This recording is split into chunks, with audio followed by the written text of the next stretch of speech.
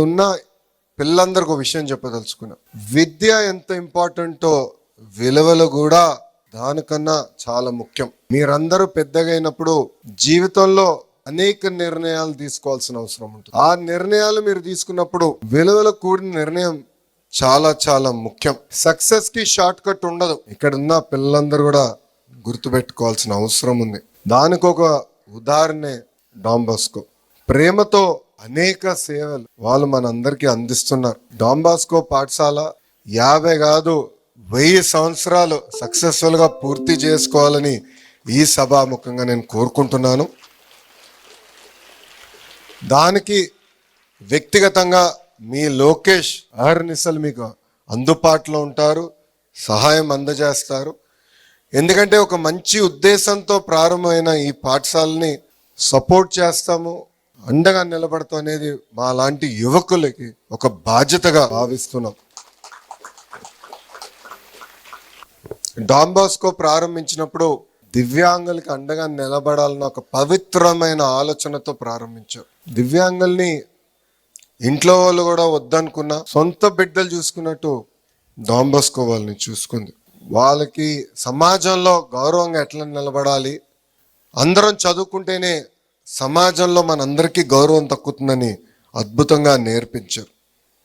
పెద్దలు చెప్తారు, helping hands are better than praying lips అని.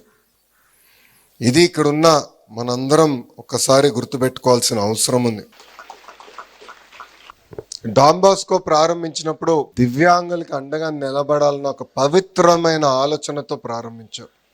దివ్యాంగుల్ని ఇంట్లో వాళ్ళు కూడా వద్దనుకున్నా సొంత బిడ్డలు చూసుకున్నట్టు డాన్ బాస్కో వాళ్ళని చూసుకుంది.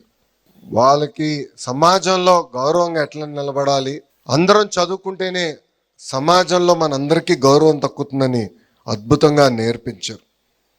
పెద్దలు చెప్తారు, helping hands are better than praying lips అని. ఇది ఇక్కడున్న మనందరం ఒక్కసారి గుర్తుపెట్టుకోవాల్సిన అవసరం ఉంది. బ్రాహ్మణ కోడూరులో ప్రారంభమైన ఈ పాఠశాల మంగళగిరికి వచ్చిన తర్వాత 35 మంది పిల్లలతో ముందరికి ప్రారంభం అయ్యారు.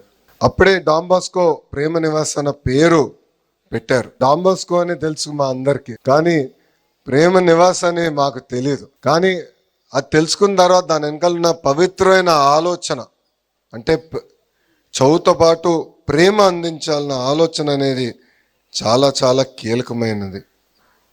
గడిచిన 50 సంవత్సరాల్లో అద్భుతంగా దివ్యాంగుల్ని ఆదుకున్నారు, ఆర్టిఫిషియల్ ఆర్గన్స్ అందించారు, దివ్యాంగులకి ఏకంగా కౌన్సిలింగ్ ఇచ్చి సమాజంలో గౌరవంగా ఎట్లా నిలబడాలో కూడా నేర్పిస్తాం కూడా జరిగింది. ఈరోజు పెద్దలతో నేను మాట్లాడుతున్నప్పుడు ఆశ్చర్యపోయా. తెలుగు మీడియం పాఠశాల కూడా మేము నడిపిస్తున్నాం. సుమారుగా 350 మంది పిల్లలు ఉన్నారు. ఎయిడెడ్ వ్యవస్థ రద్దయి 3 సంవత్సరాలు అయింది. మమ్మల్ని ఆదుకోండి అని గతంలోనే మీరు కోరారు. తప్పనిసరిగా ఒక విద్యాశాఖ మార్చులుగా నేను ఆ బాధ్యతని స్వీకరిస్తానని ఈ సభాముఖంగా నేను హామీ ఇస్తున్నాను.